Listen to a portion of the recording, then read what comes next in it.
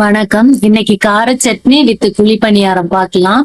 First ஒரு mixie ஜார்ல காஞ்ச மிளகாய், பூண்டு, வெங்காயம், ஒரு 2 தக்காளி, தேவையான அளவு உப்பு சேர்த்துட்டு எல்லாமே ராவா எதுவுமே வதக்காம அப்படியே நல்லா கிரைண்ட் பண்ணி எடுத்து வச்சுக்கணும்.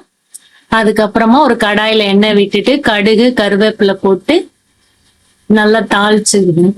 தாளிச்சதுக்கு அப்புறமா ஒரு ஒரு சிம்ல வச்சுட்டு ஒரு 5 மினிட்ஸ் நல்லா அதை வதக்கி விட்டுக்கிட்டே இருந்தோம்னா அந்த பச்சை வாசனை போயிடும்.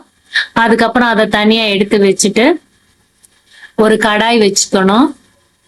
கடாய் வச்சதுக்கு அப்புறமா கடலைப்பருப்பு, இது நம்ம குழி பணியாரத்துல ஆட் பண்றதுக்காக கடலைப்பருப்பு போட்டு கொஞ்சம் நல்லா மொறு மொறுன்னு வறுக்கணும்.